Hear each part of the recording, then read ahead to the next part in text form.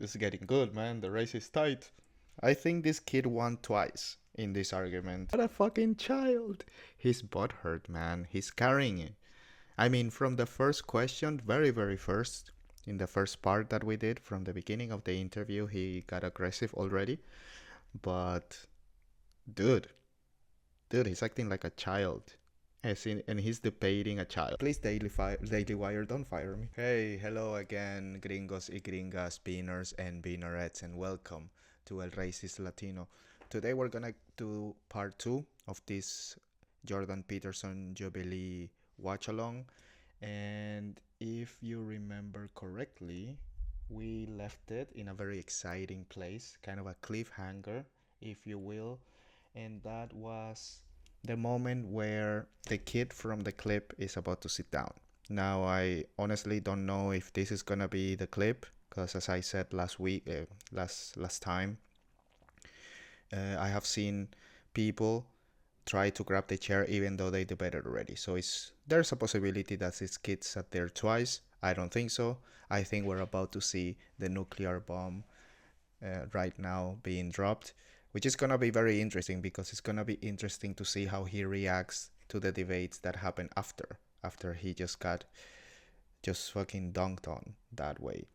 So, and if we can remember, the score so far is 2-2 with, I think, 2 or 3 stalemates. So we know which way this one is going to go. So I'm excited. Let's go. We got a lot to get into, so let's do it. Danny, nice to meet you. What's your name? Danny. Danny. You're saying atheists worship things or people or places, whatever. Can you be very clear about your definition of worship again? Attend to, prioritize, and sacrifice for. Okay, that's it. That's your understanding of worship. Well, I could flesh it out, but that'll do for the time we have. Okay. Do Catholics attend to Mary? Yes. Okay. So do they fit that description of worship?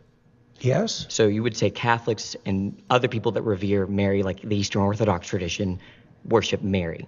Well, they might not put her in the highest But place. you would put it that way. No. You just said it. Now you're taking it back. There's now? still a hierarchy. Okay, there's a hierarchy, but within the There's something at the top. All right, you can worship things Mary below. is quite a ways up the hierarchy, but not at the top. Let's go over your definition of worship again. What's your definition of worship? Attend to, Attend to. prioritize, Do and Catholics sacrifice for. what do Catholics attend to? Do they prioritize Mary over all other human beings? No, I didn't say overall, did I? I didn't Well, add that to my definition. you understand. I said there was a hierarchy as well. You attend to So you can attend to something trivially, or you can attend to it deeply. Okay, now you're adding stuff to the definition. But your original I definition. added the hierarchy part at the beginning. Are you just familiar? didn't understand it. Are you familiar with the Immaculate Conception? Why is that relevant? Because you go to a Catholic church, don't you? Or you've attended recently. You're interested in Catholicism, aren't you? Sure, All right. Are you familiar with their doctrines? somewhat. Okay, you're Their familiar. doctrines are very how do they deep. regard Mary? Why are you asking me that? Because you're a Christian. You say that. I haven't claimed that. Oh, what is this? Is this Christians versus atheists? I don't know. You don't know where you are right now. Don't be a smartass. Well, and I mean either it, you're a 'cause Christian I won't or you're talk to not. you if you're a smartass. Either you're a Christian or you're not. Which one is it? I could be either of them, but I don't have to tell you. You don't have to tell me. I was under the impression private. I was invited to talk to a Christian. Am I not talking to a Christian? No, you were invited to. I think everyone should look at the title of the YouTube channel. You're probably in the wrong YouTube video, You're really quite something. You are. aren't I? But you're really quite nothing, right? You're not a Christian. Okay, I'm done with him.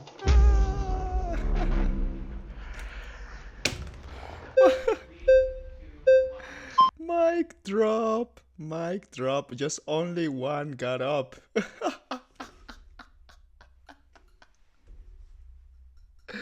Oh man, this kid is fucking awesome, dude. Danny, way to go, Danny. 100%. 100%. And even though he went, like, obviously the proper way, otherwise this wouldn't end this way, I would have stayed in the argument and said that doesn't the Bible teach not to worship false gods? So basically, the Bible speaks about worshiping only the one God. So if you worship Mary, then you're worshiping a false god because she's not a god. She's a human. So are you allowed to worship humans?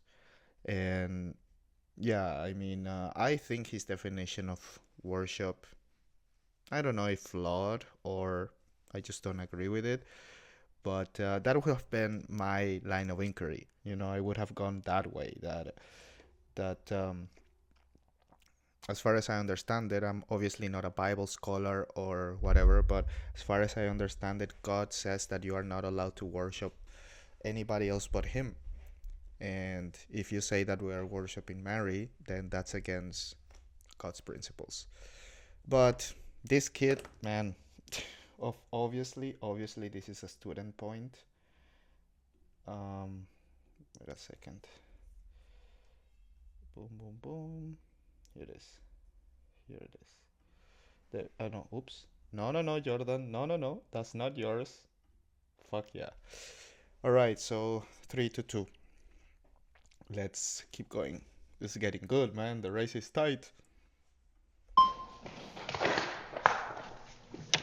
Hi there. Hi, nice to meet you. What's your name? Gerard. Hello, Gerard. Nice to meet you, sir. So you've said that worship is when you prioritize and sacrifice for something, right? Yeah. Okay. But there's a hierarchy in there. Sure. So I prioritize and sacrifice for my wife more than I would prioritize and sacrifice for a random person on the street, right? Probably, yeah. Presumably. Do I worship I don't know. my I've wife? seen some pretty bad marriages. Assuming a good marriage, are you saying I worship my wife? I'm trying to define worship. Well, that's what I'm asking. So prioritize and sacrifice. I do the those higher things. it is in the hierarchy, the more what you're doing is akin to worship. But even in your Okay. trivial acts of attention, you're prioritizing and partaking in worship, even if you don't know it. So I am And it's prioritizing. partly, well, with regard to your wife, say. So why do you value your wife? You do value your Yes, wife. I love okay. her. So I Right. prioritize and I Okay. sacrifice for her. Right. So that's within the confines of love, let's say. And Sure. what else does it serve? What else does what serve? Your love in your marriage? I mean, I'm married to my wife because I love her. That's Yeah. also why I prioritize and sacrifice for her. I certainly wouldn't think I worship her, and I don't think anyone else would make that. I'm Are you trying to making make that a claim? definition. Okay. Yeah, that there's a hierarchy of attentional priority, and as you move up it or down it, depending on whether you think about it as a pinnacle or a foundation, you move more towards worship. Right, Okay. so even the small things, I'll give you an example. Imagine you go on a date.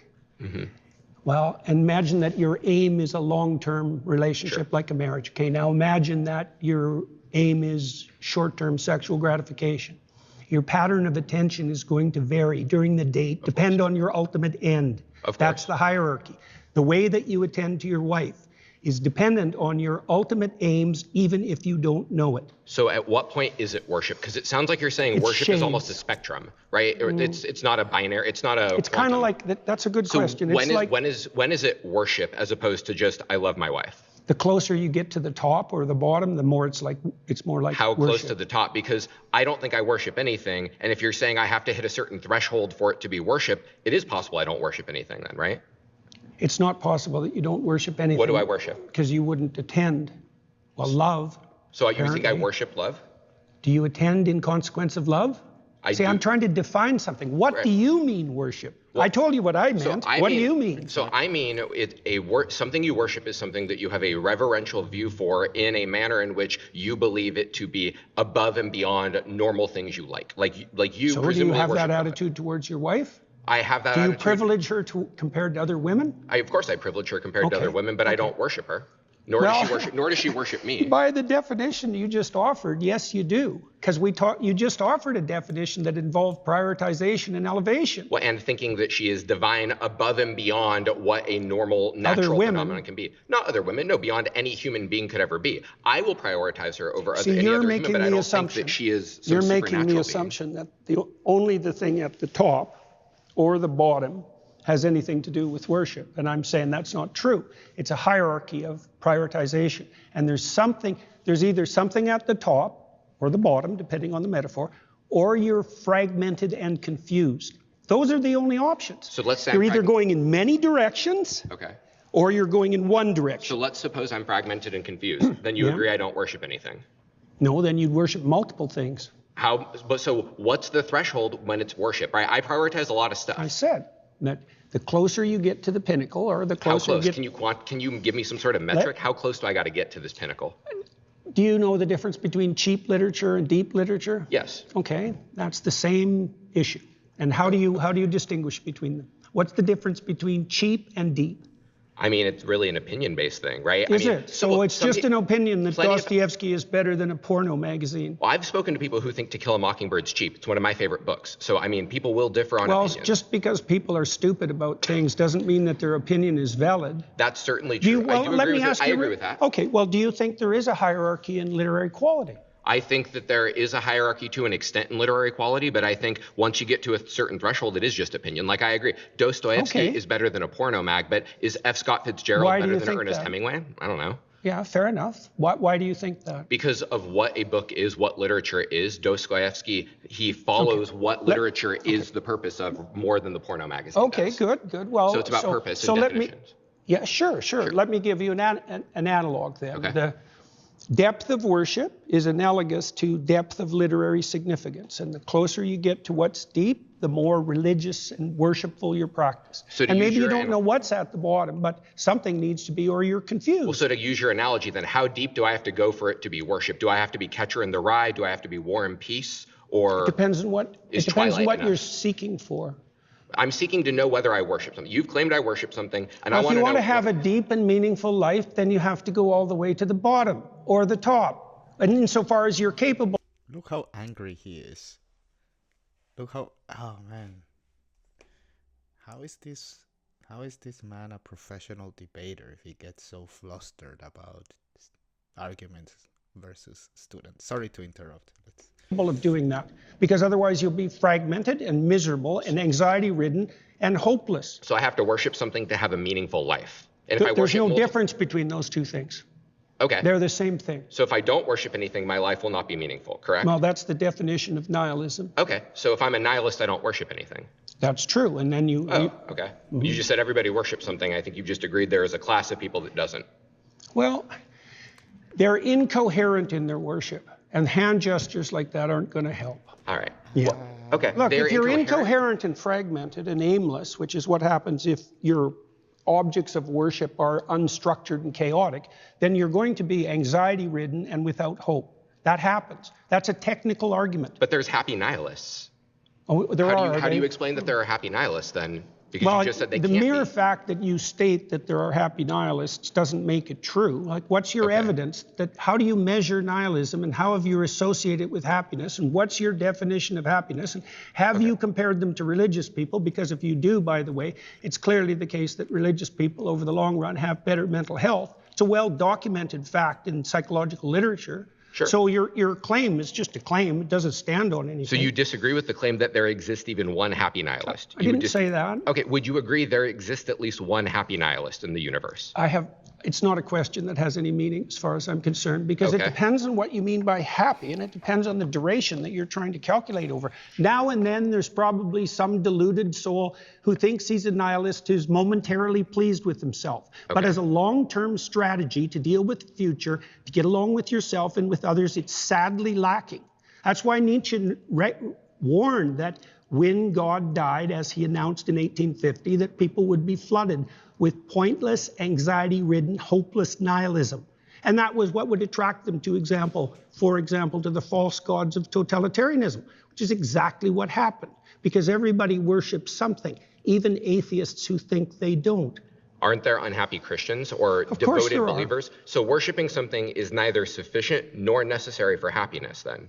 Well, terrible things can come your way regardless, and that does Okay. happen. But it's the case that even when circumstances become deeply troublesome, that how you're oriented makes a big difference. So I'll give you an example. So the book of Job deals with the issue of unfair suffering. So Job is a good man who has everything taken away from him in the most painful possible way. To settle a bet, right? With Satan, Yes. yes. And so he makes the axiomatic presumption that he won't lose faith in himself or in the spirit of being itself. And that helps him remain calm and forward-looking through his time of trial. Doesn't he absolutely curse God? No, his wife tells him to do that. Okay. This was good. I think this kid won twice in this argument. First of all, like I said right before, he is disagreeing with Jordan's definition of worship. And then when he destroys his argument, when he destroys his definition of worship, then Jordan goes, okay, then you tell me what it means.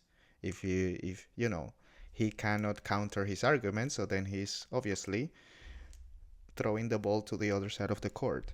Then they stay arguing about what worshiping means, but then Jordan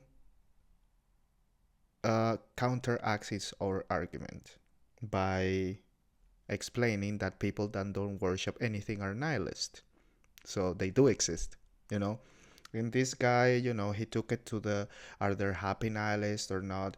Like, dude, we are not saying that whoever doesn't worship someone is unhappy.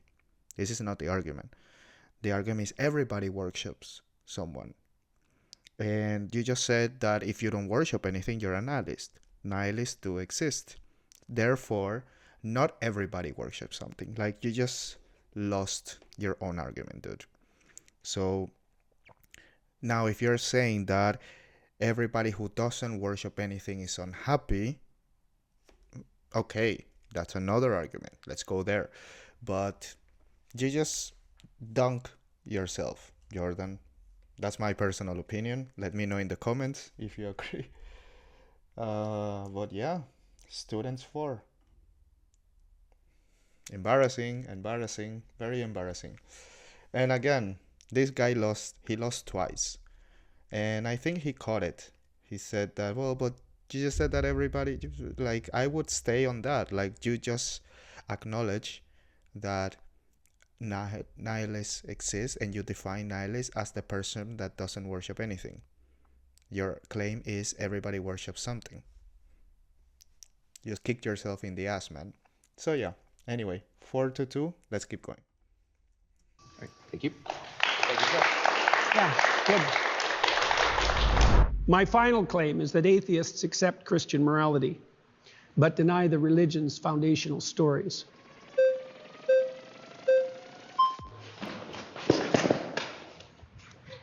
Hi there. It's very nice to meet you. What's your name? I'm Ian. Hi, Ian. Yes.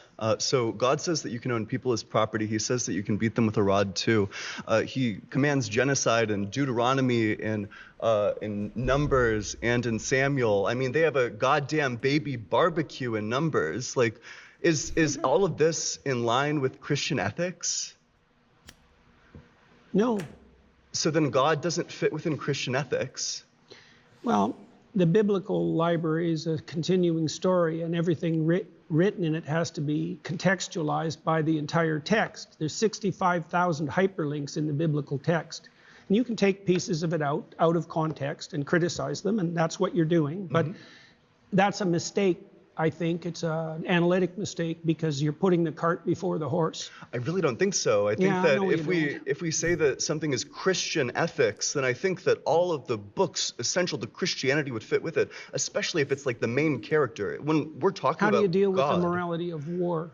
So How do you think you should deal with the morality of war? Sure. Because I feel like the morality, like I feel like Christian ethics, like this is kind of, I guess I just think it's like kind of an absurdity to say that God doesn't fit within Christian ethics. But sure, well, we can go on my ethics. That's totally fine. I don't know what you mean by an absurdity. What game are you playing with? Well, that I just think question? that it's an absurdity to say that the Christian God doesn't fit within Christian ethics. That like the Christian I God didn't isn't say like that. Christian I ethical. said that the specific statements that you made don't take the context of the stories into account, and so that your analytical approach is faulty. Sure. Don't put words in my mouth. Sure, then let's go through Thank the you. example. Yeah. So, and I apologize. So let's go through the example. What a fucking child. His butt hurt, man. He's carrying it. I mean, from the first question, very, very first, in the first part that we did, from the beginning of the interview, he got aggressive already. But, dude, he's acting like a child. And he's debating a child.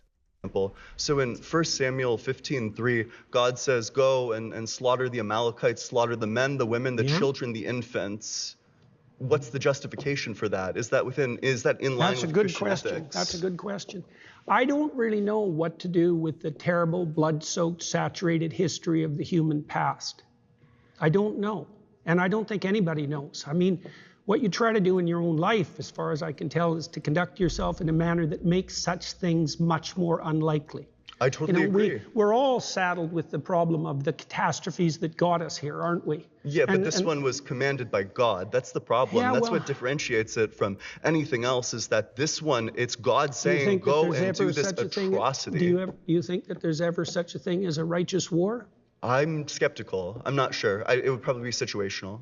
Well, right, fair Yeah, enough. but I this mean, one people, certainly wasn't a just war. The context for the Amalekite slaughter is that 400 years earlier, they fought one battle, which they lost, and God says, that's it, I'm going to wipe them off the face of the goddamn earth. And then 400 years later, he commands the Israelites to genocide their great-great-great-great-great-great-grandchildren. That's not a just war at all. And also, a genocide is not a war.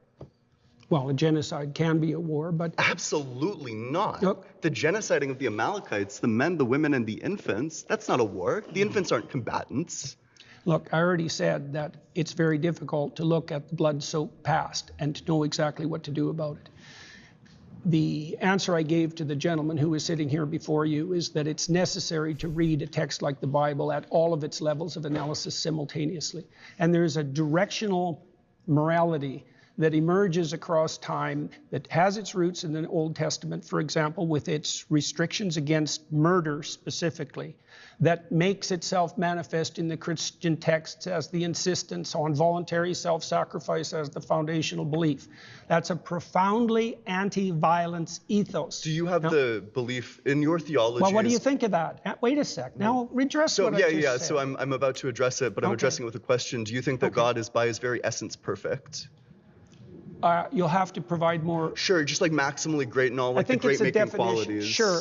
Yeah, By like definition. flawless. Yeah. So Okay, so does a wait a flawless sec, thing wait a change? sec. Does a flawless thing reveal like more and better information over time, or would a flawless thing say, here's what's good, here is the absolute good thing to do at all circumstances in time? Well, we know some of that.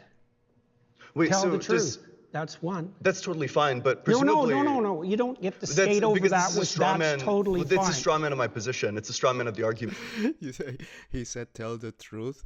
And they pointed to the kid that just dunked on him because he's not telling the truth about what he himself worships in his words, right? Hilarious. So In what the way? argument No, is wait, that God, wait a sec. You Well, I'm already said waiting a sec. find one maxim that's transcendent across situations. I didn't and say I any just of did. those words. I'm not sure what Okay, conversation rephrase. you're a part of. Don't be a smartass. I'm sorry. Seriously, I mean it. If we're going to have a serious conversation, conduct yourself properly. Okay. Okay. Rephrase your question so that, because I must Sure. have missed it. I So- tried to answer it. So in my mind, I guess by my lights, a perfect being doesn't change. A perfect being, if they're maximally good, maximally moral, Does our understanding of the perfect being change? our understanding might, but Okay, how presumably do we what the perfect distinguish? How do being we is revealing. Well, I agree. How do we distinguish between that, though, at the human level?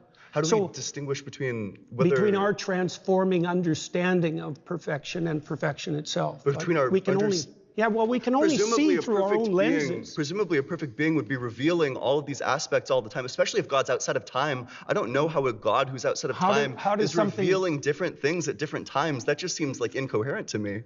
Imagine something that's perfect Sure. and complete. Sure. Okay, and it's trying to communicate with creatures who are anything but that. Sure. Well, they're going to get it wrong. Sure. Okay, But now what wait a sec. Do you blame that on the interpreters or the phenomena itself? So in Like, this for case- example, are you well, yeah, I perfect in blame this- attending to your conscience? Hold on. At the point in time when God is literally the one who created us, he could have created us in a way where we would always be receptive to these principles, where we don't have to go across like a learning curve where, maybe we'll understand maintain like free will. thousands of years in the future, maybe we'll do it. Oh, also, if you believe in an all-knowing God, then free will is impossible because Wait if a it- sec. Wait, let's well, not go wait, to that because yet. you threw free will into the mix. Well, that was the answer to your question. Yeah, and you I'm said, saying why that's wouldn't God? incoherent.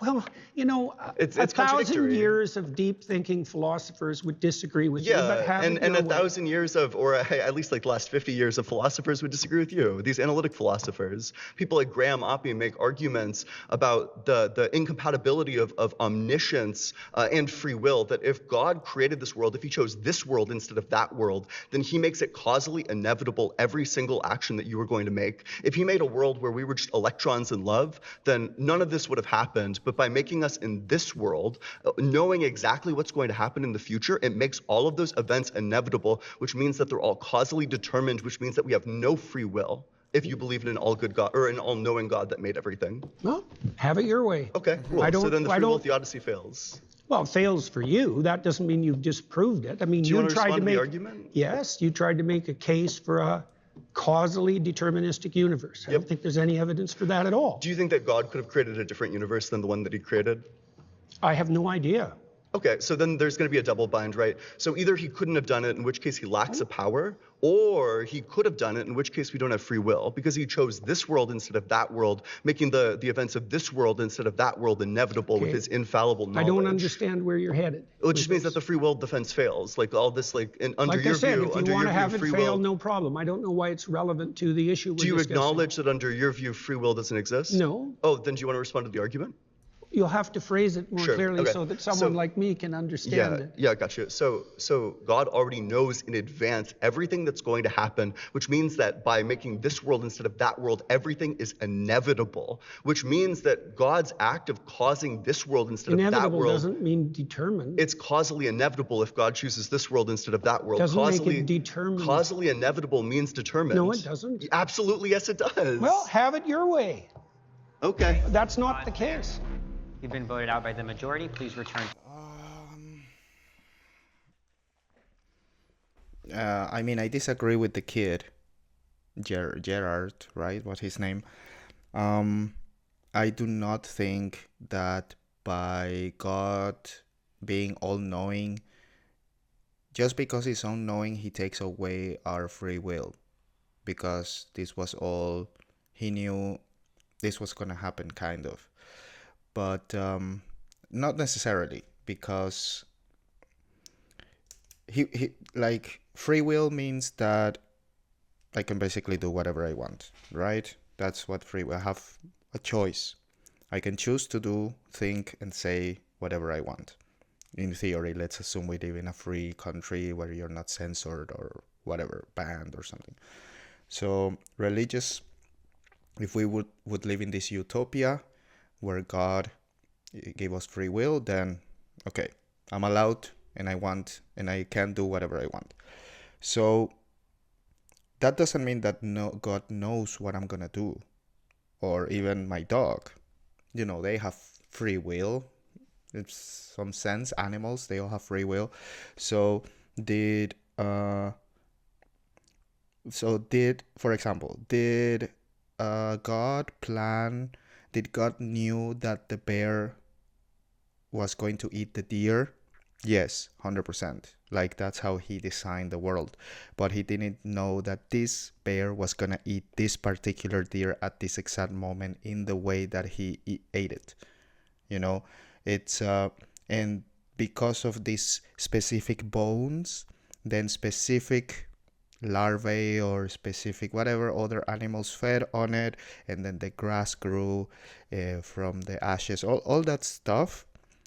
Like if you zoom out, yes, but specific cases are not, I disagree with that. But because of this reason that I gave you, Jordan didn't give this, he just agreed to disagree. He didn't have a comeback. So I would give the point to this kid, because I think if I would be Jordan, I would be able to counter him. Even though my position stands on the side of Jordan, let's say. But, you know, they just agreed to disagree. It's a stalemate. In theory, he was the one that agreed to disagree, not the other kid. I think there was arguments. So if there was a point, I would give it to the kid. But I see Jordan suffering already 4-2. So let's just leave it at a stalemate so it's not more embarrassing. And yeah, that's it. Let's keep going.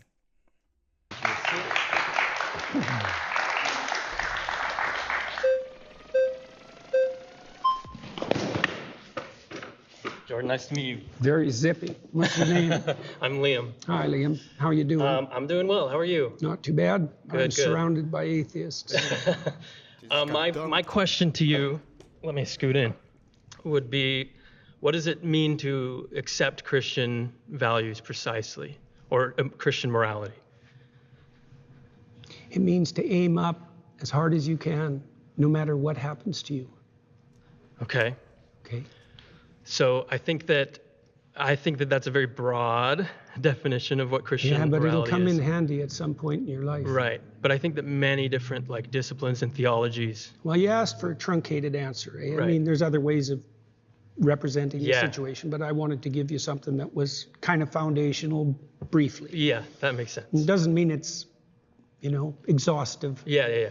I could say that you would have to believe that Christ is God and he died for your sins, right? But that's in a very difficult way to understand. That's the same claim. Yeah. If there are other theologies and disciplines Yeah. that have similar types of values, Yeah. how then is that definition mean? Like, wouldn't those also be Christian values under your definition? of That's a Christian? good question. I spent a lot of time studying different religious systems from all over the world and found multiple interesting layers of concordance. Right. So, for example, in ancient Egypt, their god Horus, who was the reviving god of the totalitarian state, the corrupt he was the god of attention.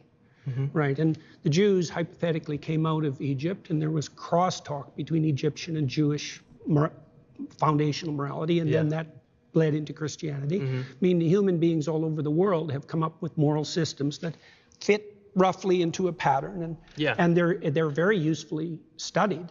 I learned a lot about Christianity by studying Taoism, for example, like a lot.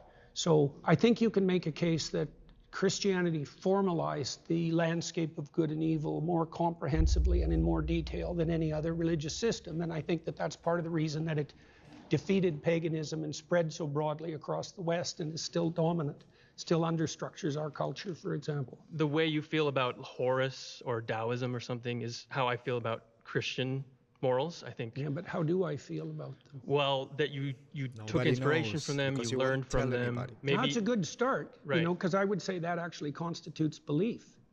Like you said, well, look. Right. In Noah, in the story of Noah, right?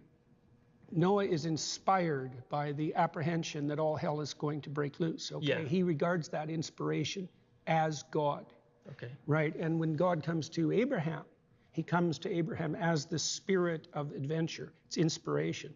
One of the definitions of God in the Old Testament, unsurprisingly, given the derivation of the word, is inspiration. And so if you take inspiration from Christian ideas, then insofar as you do that, you are in fact a believer, which was my point with regards to atheists Correct. not understanding. But have what you they're taken rejecting. inspiration from Taoism or from studying Egyptian mythology? Definitely. So then you believe them under that definition? Yeah, but I've incorporated them into something I think that's more comprehensive. Is it possible to take inspiration and to appreciate the teachings without being a believer in their truth claims? It depends. No, I don't think so. But I think, you see, there are different kinds of truth claims, right? There's propositional truth claims, which are the truth claims of what you say. And then there's embodied truth claims, which is the truth claims of what you do. That should be prioritized. Optimally, what you say and what you do would be brought into harmony. But I would say if you had to prioritize, it should be what you attend to and what you act first.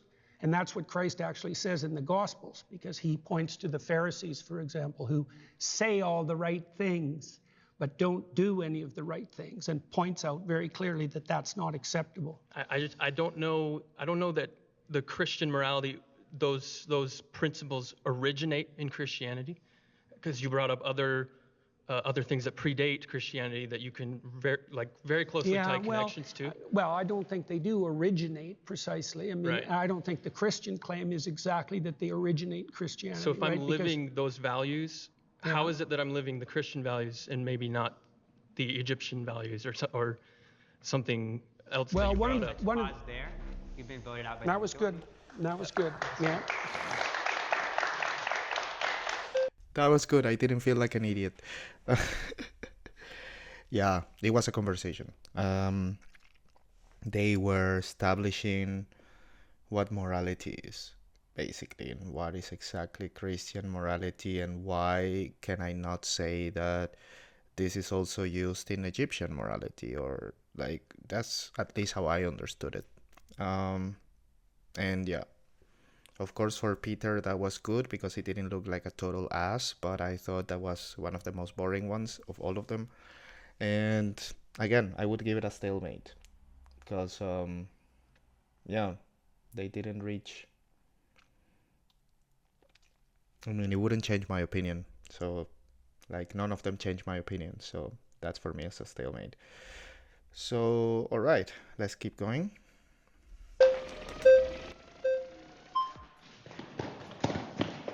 Hi. Hello there.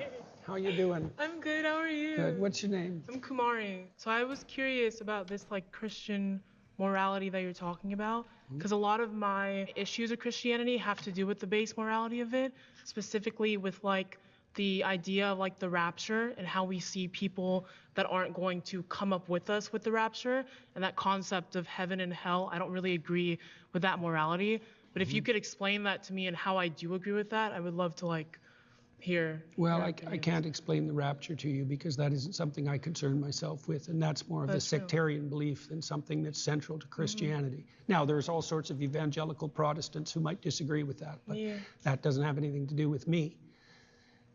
You asked a deeper question with regard to, let's say, heaven and hell and judgment. Yeah. Yeah. Well, that's a tough one, right? I mean, sin, you could put it this way, sin is what puts you in hell, right? And so then you might ask, well, how So if somebody's, if you can see the difference, how he's calm and actually his ego has been fed because this lady is not countering the arguments, he's actually asking him for guidance. Please help me, tell me all of your knowledge.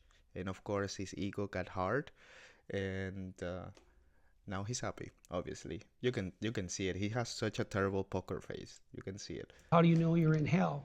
How about you do anything to get out of it? Can I ask you How a about you question? know that you put yourself there? Do you think is sin like a part of Christian morality?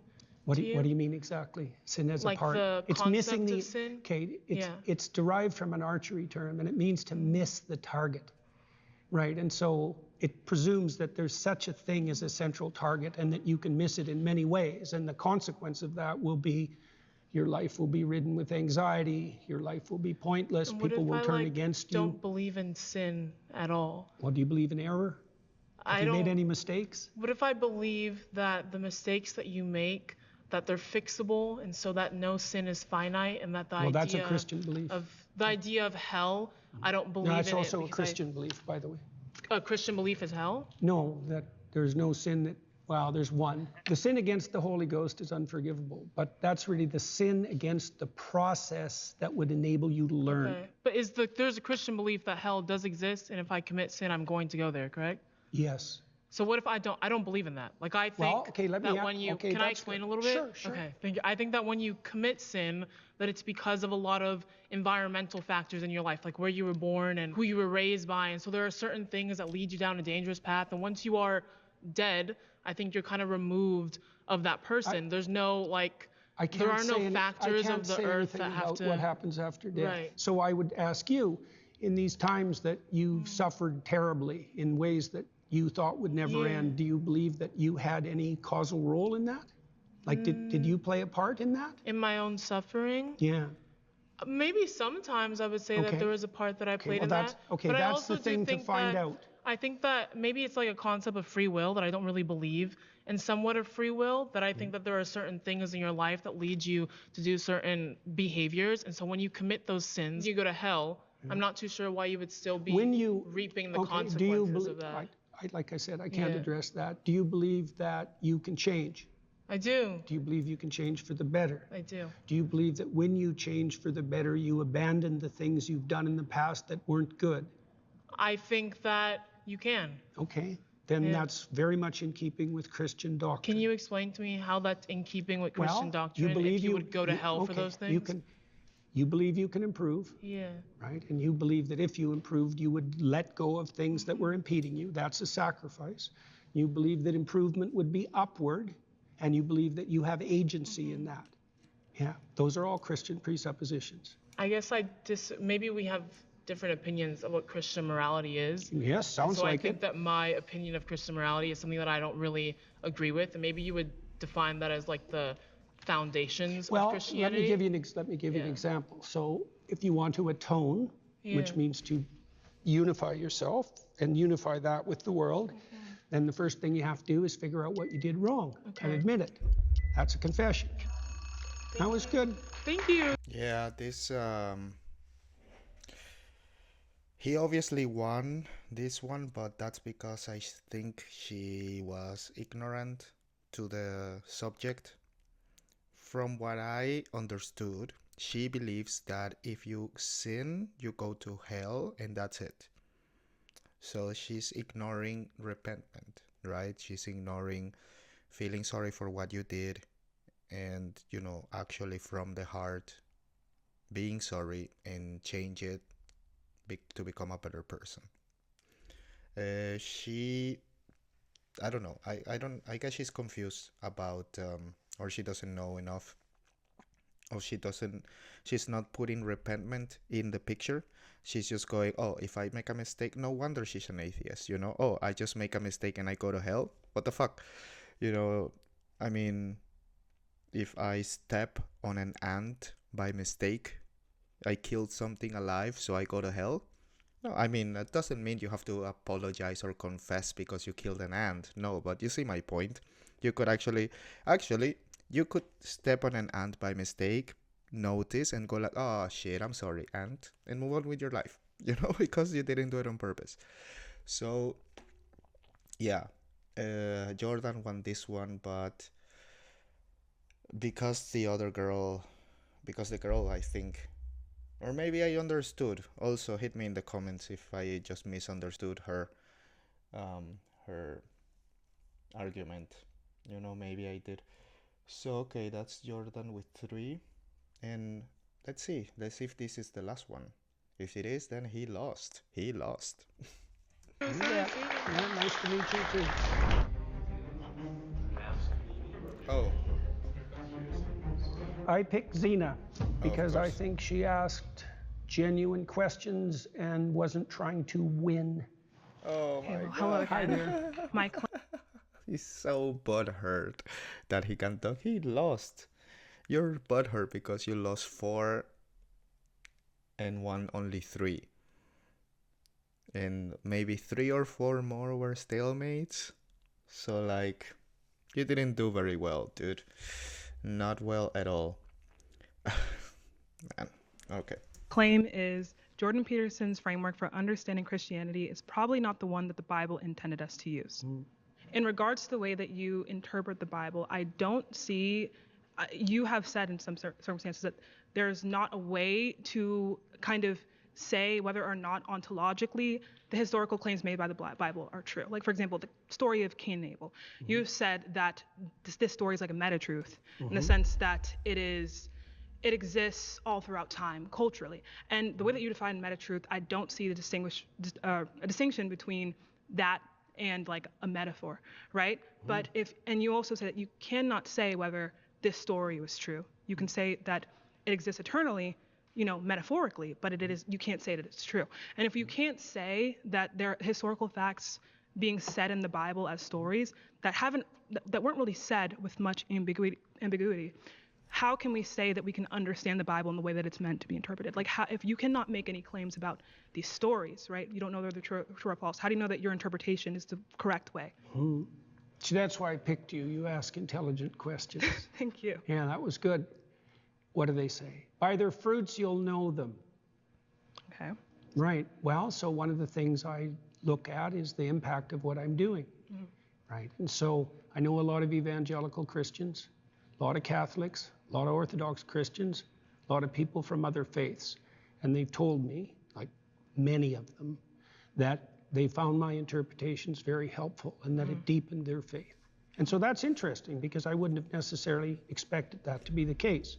And I've also talked to thousands of people who've told me that they came to understand the foundational stories of their culture better as a consequence of listening to me, and that they did everything they could to sort out their lives and that it worked. That's many different pieces of evidence that all converge on something like the practical and conceptual utility of my approach. Now, is it the same? There is a lot of approaches to biblical interpretation historically, and what I'm doing is possibly less new than you think. Yeah, I want to make a claim on whether this evidence is enough, right, to substantiate whether or not your interpretation is going to, be more plausible, right, be the most plausible. Because in regards It's an open question. Yeah, right. You bet. So in regards to how we interpret the Bible and how we see the Bible, something can add value to someone's life. An interpretation can add value to someone's life. Interpretation can connect you to your conception of what your faith is. But if it's the quote-unquote interpretation that God does not intend, that can lead to a plethora. That's certainly the case. That's why the medieval Christians were so concerned about heresy. Exactly. Yeah, because they felt, and that's why the Catholics objected so much to the Protestant Reformation, because they believed that the fractionation of Christianity would result in an indefinite fractionation, right? Well, and that's exactly what's happened. Right. So yeah, that's definitely a problem. I think one of the foundational principles, for example, there's a foundational principle in the Old Testament of hospitality, right? So what you want to do if you set up your local environment properly is to make it welcoming to people voluntarily. And so one of the ways you could judge the validity of the interpretation of a classic story is whether or not that interpretation might be regarded by someone as welcoming. Does that represent something you'd actually like to have if you were acting in your own interest in the long run? Right, and we can talk about that.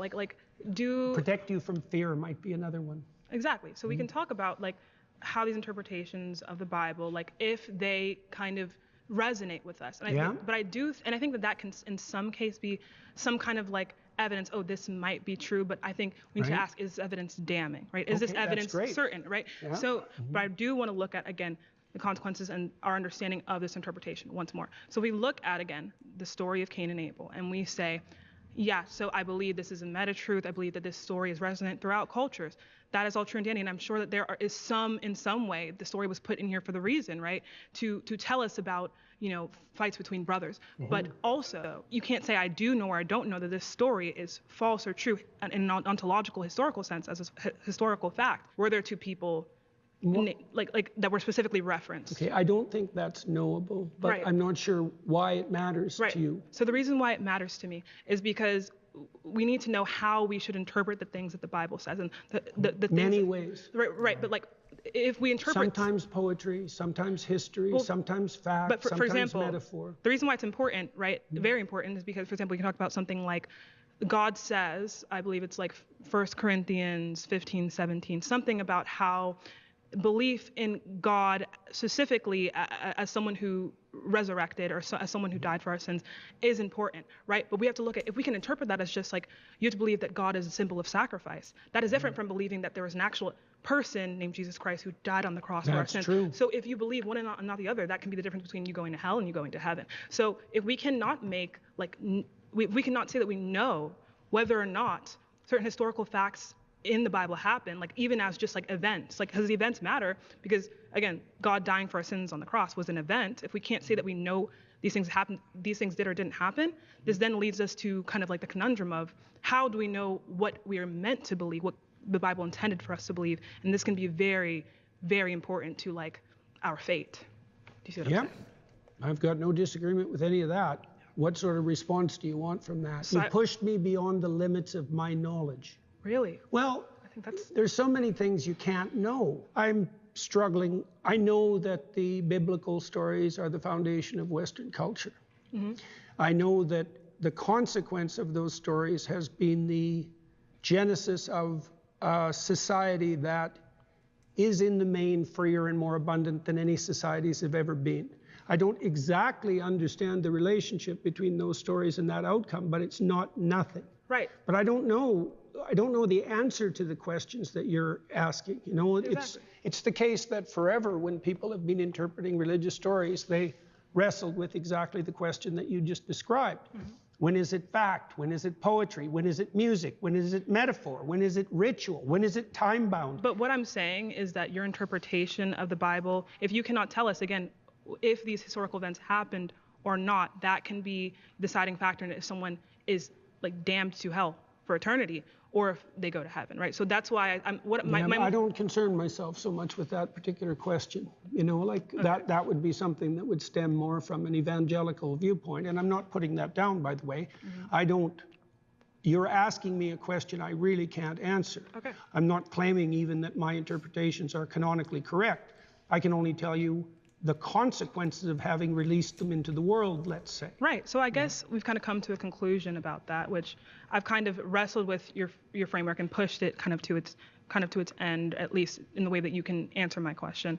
So I don't know that we can more wrestle with that. See, I guess the problem is, you see, I don't exactly understand, I don't think anybody does, the relationship between fact and destiny. You know, well, they're different realms in a way, because knowing what the world is made of doesn't help you navigate through it. Not really. It doesn't provide you with a foundation for navigation. But knowing the facts of the world is obviously useful. And the relationship between those two things, part of that's the mystery of Western civilization and the continued competition between science and religion. To bridge this kind of understanding between fact and destiny is like an important question that the burden is on Christianity to answer, and specifically interpretations of Christianity. And if we can't do that, why is the burden on Christianity? Because it posits, right, that this interpretation, right, is going to be a way to understand God. But if it's faulty, right, that can what evidence would you accept? That would be an interesting question, because I've seen people try to answer the question, and I've never really been moved, because I can always attack and then kind of get to this point where the answer is I don't know. Well, here's an answer. Let's pause there. I'm sorry, that's time. Okay. All right.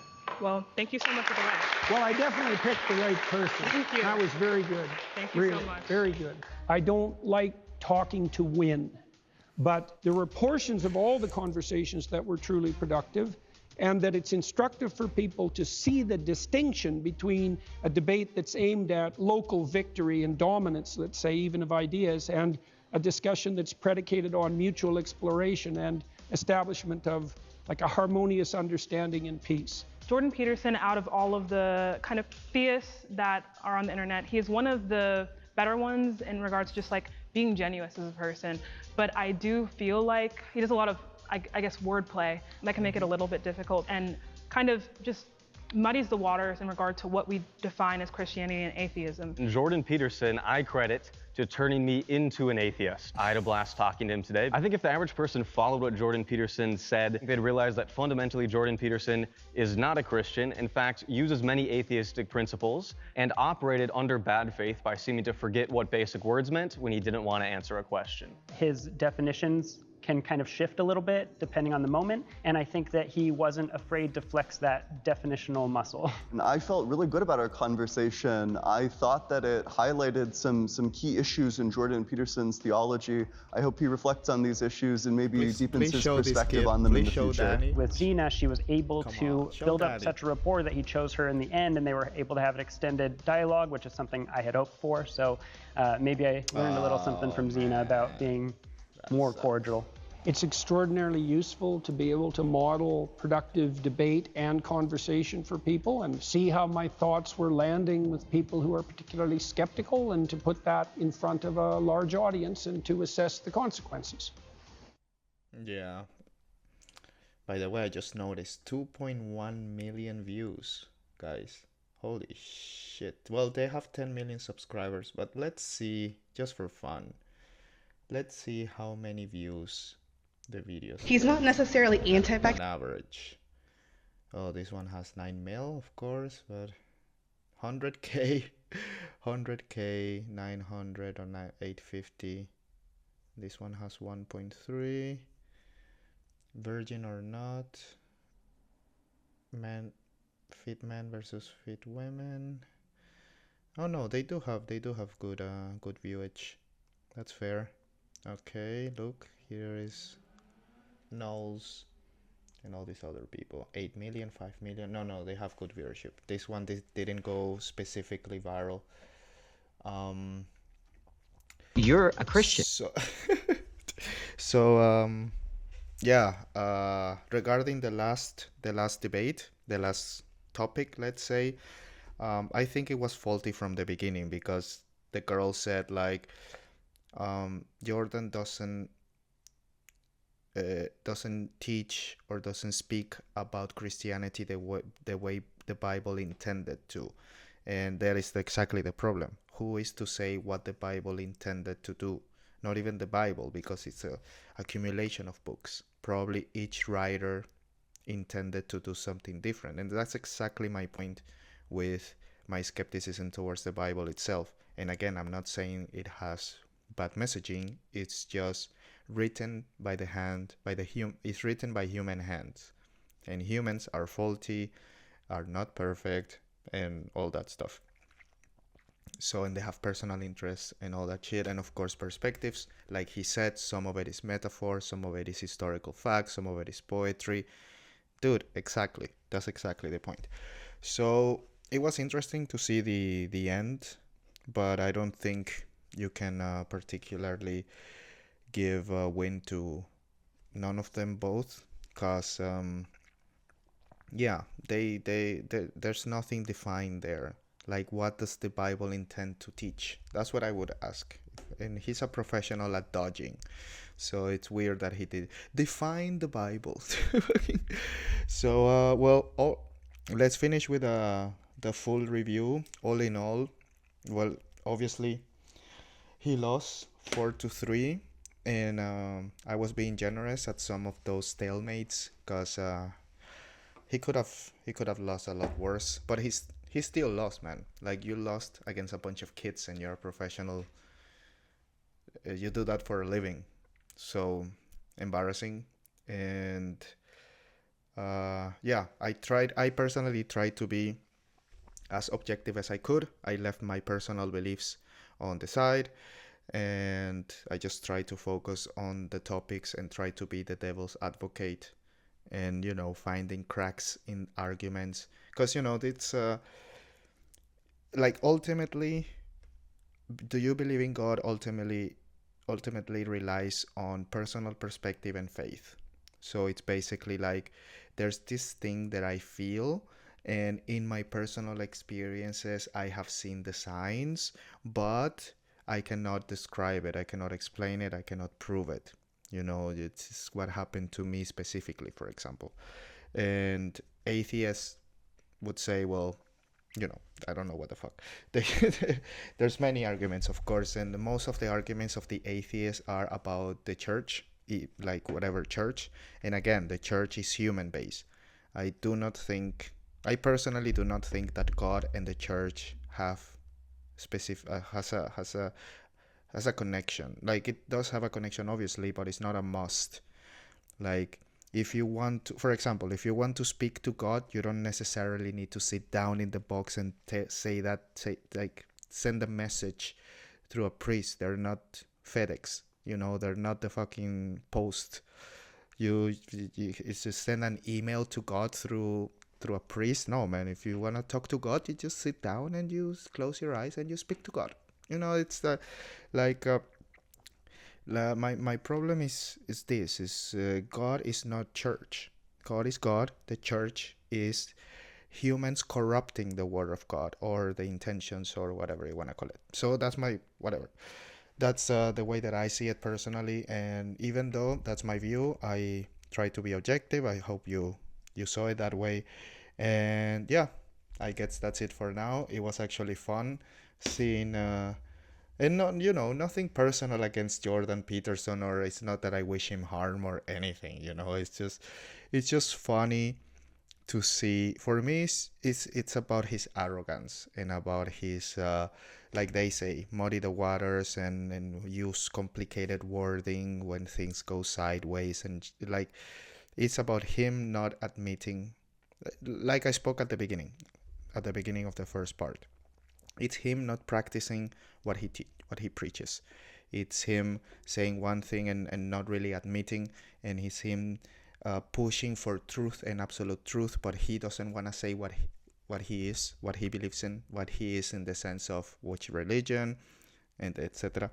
And dude, if you are, if you believe in God and you just don't follow any known religion, and you think that some of the things in the Bible are useful for life, they just say that, but I'm not a Catholic, but I'm also not a Christian, but I'm also not an Orthodox.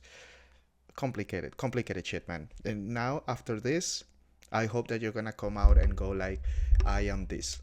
Please don't stop buying my please, Daily Wire, don't fire me. So anyway, that's it for today. Thank you for staying.